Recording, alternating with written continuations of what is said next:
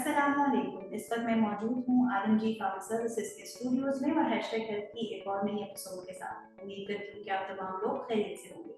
हमारा आज का मौजू है हाइड्रोसेफेलस और साथ ही साथ स्पाइना बिफिडा। ये बीमारियां क्या हैं, इनकी अलामात क्या हैं और इनकी ट्रीटमेंट की तरफ हम कैसे जा सकते हैं, आज हम इस हवाले से गुफ्तगू करेंगे। हाइड्रोसेफेलस दिमाग में पानी का जमा हो जाना है। ज्यादा पानी दिमाग पर दबाव डालता है, असर डालता है और ये दिमाग को नुकसान पहुंचाता है। ये भी कहा जाता है कि अगर इसका इलाज बर वक्त ना किया जाए तो हाइड्रोसेफेलस जानलेवा भी हो सकता है। इसके साथ साथ स्पाइना बिफिडा उस वक्त पैदा होता है जब बच्चा वोम यानी माँ के पेट में होता है और बच्चे की रीढ़ की हड्डी की ग्रोथ सही तरीके से नहीं हो पाती। ये भी कहा जाता है कि बच्चे की रीढ़ की हड्डी में उस वक्त खला पैदा होती है और बच्चा जब पैदा होता है तो उस वक्त उसकी रीढ़ की हड्डी का जो घेरा होता है वो एक्सपोज हो जाता है। आज इन्हीं बीमारियों के मुताबिक जानने की कोशिश करेंगे, इनके अलामात, इनके ट्रीटमेंट को समझने की कोशिश करेंगे। डॉक्टर साहब से हमें ज्वाइन कर रहे हैं डॉक्टर मुमताज अली रेजो सखर से।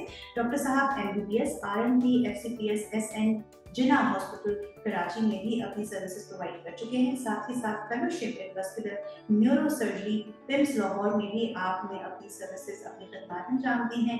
कंसल्टेंट न्यूरो स्पाइन और सेरेब्रोवैस्कुलर सर्जन भी हैं। साथ ही साथ असिस्टेंट प्रोफेसर न्यूरो सर्जरी हैं Gangot institute of medical sciences में। चलते हैं डॉक्टर साहब की तरफ और जानने की कोशिश करेंगे कि हम इन दोनों बीमारियों से अपने प्यारों को किस तरीके से बचा सकते हैं। वेलकम करते हैं डॉक्टर साहब को स्टूडियोज में। अस्सलाम वालेकुम। जी डॉक्टर साहब, अस्सलाम वालेकुम और आपको प्रोग्राम में बहुत बहुत खुशामदीद कहते हैं। वालेकुम सलाम, शुक्रिया। डॉक्टर साहब, आज हम बात कर रहे हैं हाइड्रोसेफेलस के हवाले से और साथ ही साथ स्पाइना बिफिडा। ये दोनों नाम डॉक्टर साहब सुनने वालों को बहुत मुश्किल लग रहे हैं। मैं चाहूंगी कि आप सबसे पहले आसान ज़बान में आम फहम बात को हमारे सुनने वालों को प्लीज़ बताइए, डिस्क्राइब कीजिए कि दरअसल ये दोनों बीमारियां हैं क्या।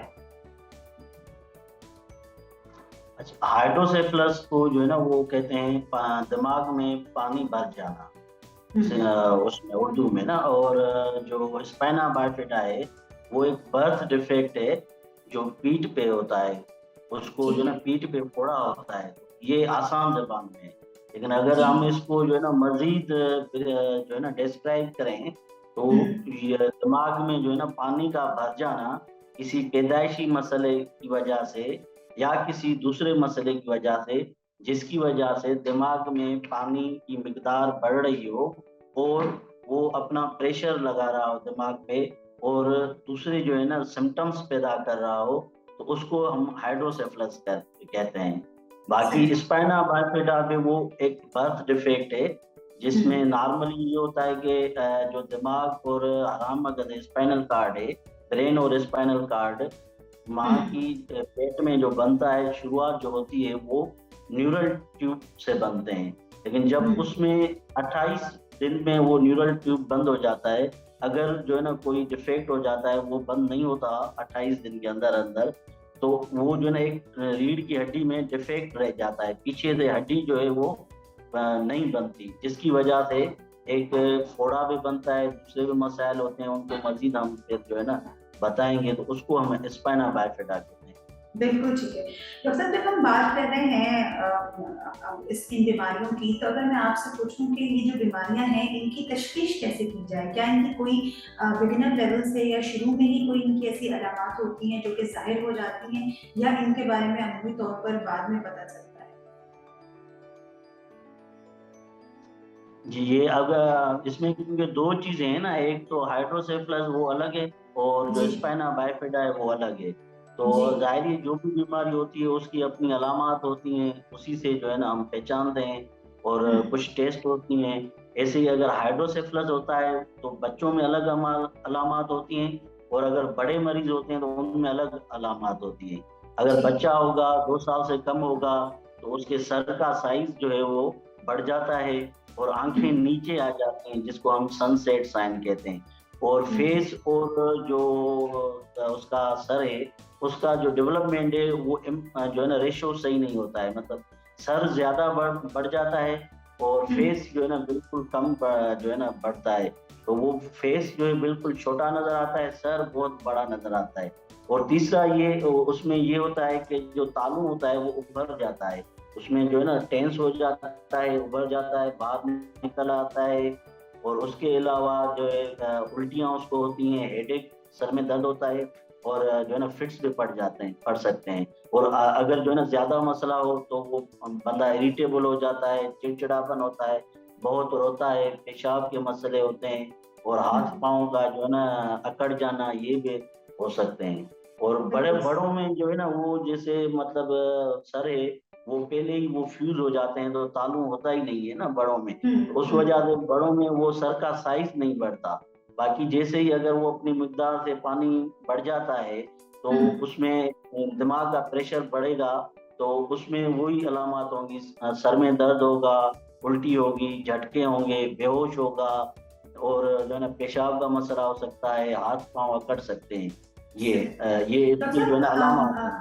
अगर एक सवाल ज़हन में उभरता है और सुनने वालों को भी आप ज़्यादा बेहतर अंदाज़ में समझाएँगे कि हाइड्रोसेफेलस की अगर हम सबसे पहले बात करते हैं, तो डॉक्टर साहब इसकी बेसिक क्या वजूहात हो सकती हैं या सुनने वाले आज के प्रोग्राम के बाद किस चीज़ से समझ सकते हैं कि हम अपने आप को या अपने प्यारों को या बच्चों को स्पेशली पैदाइश के बाद या दौरान पैदाइश जब ख़वातीन प्रेग्नेंट होती हैं, कौन-सी ऐसी एहतियात है या कौन-सी ऐसी वजूहात हैं जिसकी वजह से हाइड्रोसेफेलस अमूमी तौर पर पाया जाता है या ये बीमारी हो जाती है? हाइड्रोसेफेलस बेसिकली जो वो एक दिमाग में पानी हमेशा हुँ, नॉर्मल मिक़दार में होता है। अगर हुँ, 2 चीज़ें होती हैं, या तो दिमाग में पानी की बनने की जो मिक़दार है वो बढ़ जाए, या हुँ, जो दिमाग में जो पानी है सर्कुलेट कर रहा है, उस सर्कुलेशन में प्रॉब्लम हो जाए तो हाइड्रोसेफेलस बनता है।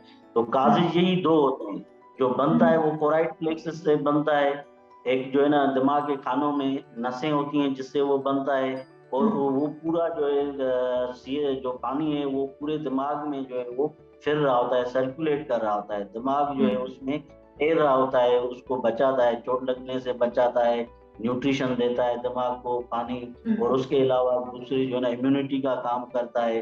तो अगर जो है ना वो या तो वो उसकी मिक़दार बनने में जो है ना ज़्यादा हो जाए या फिर जो है ना उसकी सर्कुलेशन में कहीं रुकावट हो जाए, तो ये जी, हाइड्रोसेफेलस होता है।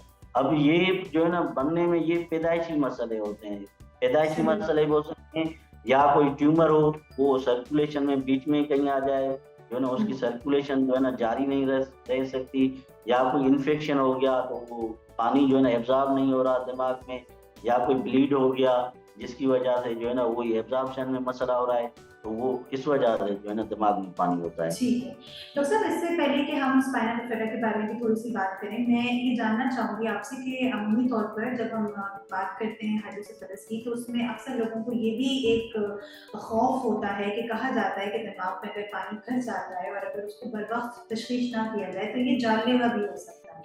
तो डॉक्टर साहब आप ज़्यादा बेहतर अंदाज़ में लोगों को गाइड कर सकते हैं कि फिर इसके ट्रीटमेंट की तरफ कैसे जाएँ? क्या इसका ट्रीटमेंट ज़रूरी है? यकीनन ज़रूरी है, लेकिन किस हद तक डॉक्टर साहब वो ट्रीट हो सकता है? क्या खुदा ना ख़ास्ता बीमारी की नौयत अगर बढ़ गई है तो क्या ये वाक़ई में जानलेवा है या इसका ट्रीटमेंट मौजूद है और मरीज़ ठीक होकर वापस से नॉर्मल ज़िंदगी गुज़ार सकता है?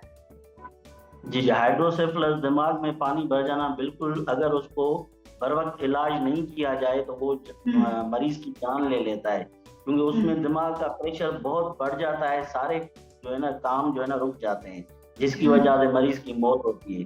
तो अगर जो मैंने अलामात बताई हैं, वो अगर किसी मरीज़ को होती हैं, तो न्यूरो सर्जन के पास जाएँ, तो वो उसको मरीज़ को मुआयना करेगा।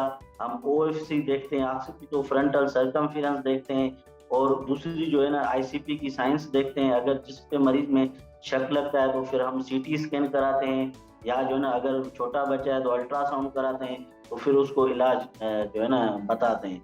तो अगर वो देखते हैं, अगर सर्जरी की कुछ ऐसे भी केसेज़ होते हैं जो है ना हल्का-फुल्का होता है, तो उसमें हम दवाइयाँ देते हैं। वो हम समझते हैं मरीज़ को देखकर और सीटी स्कैन को देखकर। अगर हुँ, नहीं तो वो फिर उसका ऑपरेशन होता है जिसको हम वेंट्रिकुलोपेरिटोनियल शंट कहते हैं।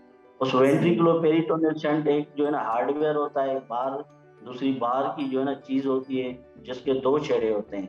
एक हुँ, छेड़ा हम दिमाग में डालते हैं और दूसरा छेड़ा हम पेट में डालते हैं। तो वो कंटीन्यूअसली दिमाग से जो इज़ाफ़ी पानी है उसको हुँ, पेट में जो है ना ड्रेन करता रहता है। तो इस वजह से सही। दिमाग का प्रेशर कम रहता है, तो ये झटके, उल्टियाँ उल्टियाँ वग़ैरह ये सारी ठीक हो जाती हैं, दिमाग का प्रेशर ठीक हो जाता है। सही, बिल्कुल सही। डॉक्टर साहब, अब हम आते हैं ज़रा स्पाइनल बिफिडा के बारे में जानने के लिए कि आपने इसकी अलामात तो बता दी और आपने ये भी बता दिया कि ये किन-किन वजूहात की वज़ह से होता है। अब अगर किसी बच्चे में पैदाइशी तौर पर ये एक मसला हो गया है, स्पाइनल बिफिडा की अलामत आ गई है, रेडिएट एक्सपोज़ हो गई है, तो डॉक्टर साहब अब उसके बाद की क्या मरहले हैं? हमारे यहाँ लोगों को डॉक्टर साहब क्योंकि अवेयरनेस नहीं है, हम प्रोग्राम्स भी इसीलिए करते हैं ताकि आप आकर लोगों को गाइड कर सकें। अब ऐसे में क्या बच्चे की पैदाइश के फ़ौरन बाद बर-वक़्त सर्जरी से बच्चा नॉर्मल रह सकता है या वो लोग इसी के साथ ही लाइफ़ टाइम अपनी ज़िंदगी को गुज़ारते हैं? इसके क्या ट्रीटमेंट है डॉक्टर साहब जो बेहतर अंदाज़ में किए जा सकते हैं? जी, जी। स्पाइना बाइफिडा जो है ना, वो जैसे मैंने बताया न्यूरल ट्यूब डिफेक्ट है और जी, वो जी। जो है ना क्यों होता है, ये बड़ा इम्पोर्टेंट है। एक तो वो जो है ना फोलिक एसिड की डेफिशिएंसी की वजह से होता है, या जो डायबिटिक हुँ। मदर होती हैं, ओबीज़ जो है ना मदर होती हैं, या कोई जो है ना अगर ऐसी ड्रग्स ले रही होती हैं प्रेगनेंसी के दौरान जो कंट्रा इंडिकेटेड होती हैं, जैसे हुँ, एंटी इपिलेप्टिक ड्रग्स हैं, सोडियम वेलप्रोएट है, फेनाइटिन है, कार्बामाज़ेपिन है, या कोई कोकेन यूज़ कर रहा है, तो हुँ। जो मरीज़ ये जो माएँ यही चीज़ें यूज़ करती हैं, तो इसकी वजह से ही उनके बच्चों में जो है ना न्यूरल ट्यूब डिफेक्ट होता है। तो अगर सही। वो माएँ जो है ना कंटीन्यूअसली किसी गायनेकोलॉजिस्ट को दिखाती रहती हैं, तो वो हर जो है ना वीक पे अल्ट्रासाउंड कराती हैं, क्योंकि गायनेकोलॉजिस्ट को पता है कि किस वीक पे क्या चीज़ बन रही है, किस वीक पे किस चीज़ को देखना है, तो उस लिहाज से अल्ट्रासाउंड कराती हैं। तो अगर हुँ, वो जो है ना उसमें अल्ट्रासाउंड हो जाता है, तो पेट के अंदर में भी पता चल जाता है कि जो है ना इसको स्पाइना बाइफिटा है। तो पेट के हुँ, अंदर भी जो है ना वो ऑपरेशन हो सकती है, ये भी टेक्निक है। अगर दूसरी ये कि जो है ना बच्चा पैदा हो गया, तो हुँ, उसकी अलामत ये है कि पेट पे फोड़ा होगा और उसके हुँ। साथ जो है ना मतलब फोड़ा कितना है, टाँगें कमज़ोर हैं, नहीं है, टाँगें कमज़ोर भी हो सकती हैं, पेशाब जो है ना रुक जाता है, जारी हो जाता है ऑटोमेटिक। मरीज़ क्योंकि छोटा होता है उसको पता नहीं चलता, उसके कंट्रोल में नहीं होता है, और जो पैर वग़ैरह होते हैं वो भी टेढ़े होते हैं। तो हुँ, उसमें जो है ना जितना जल्दी हो सके उतना जल्दी ऑपरेशन करना ज़रूरी होता है। क्योंकि सही। इसमें जो है ना ये जो वर्टिब्री में डिफेक्ट होता है पीछे, उससे जो है ना ये दिमाग के पर्दे जिसको मेनिंजेस कहते हैं, जो नसें नर्व्स वग़ैरह होती हैं वही फँसी होती हैं, तो हुँ, हम जो है ना उनको ऑपरेट करके वो छुड़ाते हैं और बर्थ डिफेक्ट को बंद करते हैं। तो सही। उसके लिए हम एक्स-रे, सीटी स्कैन, एमआरआई ये चीज़ें कराते हैं, देखते हैं कि ये जो है ना डिफेक्ट कितना है, और अगर नर्व रूट है, नहीं है, ऑपरेशन के दौरान छुड़ानी है, नहीं छुड़ानी है, या ऑपरेशन कैसे करना है, तो ये चीज़ें हम कराते हैं। ठीक है, डॉक्टर साहब आपका बहुत शुक्रिया, आपने बहुत ही सहल अंदाज़ में दोनों टॉपिक्स को बहुत ही अच्छे अंदाज़ में हमारे सुनने वालों को बताया। जाते-जाते डॉक्टर साहब आपसे पूछना चाहूँगी कि कोई भी ऐसी टिप जो आप आम तौर को देना चाहें, अगर हम पहले बात करते हैं स्पाइनल बिफिडा के हवाले से कि अब अगर किसी को खुदा ना ख़ास्ता इस चीज़ का इल्म हो गया है कि बच्चे के अंदर ये मसला है, तो वो बर-वक़्त क्या कर सकता है बजाए के घबराने के या सिर्फ़ स्ट्रेस में लेने के, क्या कुछ नहीं हो सकता?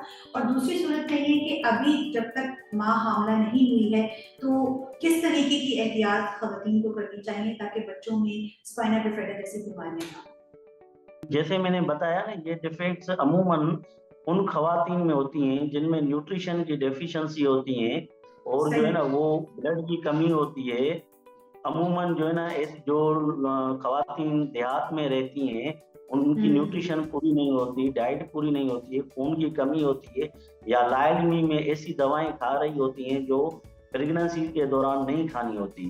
तो सही। मैं तो यही कहूँगा कि ऐसी चीज़ें जो है ना अगर प्रेगनेंसी जैसे ही किसी कपल का करने का प्रोग्राम हो, तो उससे पहले ही ऐसी चीज़ें खाएँ, या तो फोलिक एसिड की टेबलेट आती हैं, वो खाएँ, या तो जो है ना ऐसी चीज़ें खाएँ जिसमें फोलिक एसिड हो। जैसे सही। चावल है उसमें फोलिक एसिड है, या जैसे मटर है, पालक है, उस या दालें हैं उसमें फोलिक एसिड की मिकदार जो है ना ज़्यादा है। तो वो सही। अपनी डाइट पे लेना शुरू करें, और हर टाइम पे जो है ना गायनेकोलॉजिस्ट को दिखाते रहें। जैसे जो है ना बिल्कुल उसकी सही। अगर मसला हो रहा है बच्चे में, तो वो अर्ली डिटेक्ट हो। जैसे अर्ली डिटेक्ट होगा तो उतना ज़्यादा जो है ना फ़ायदा होगा, अर्ली जो है ना ट्रीटमेंट हो जाएगा। बिल्कुल सही।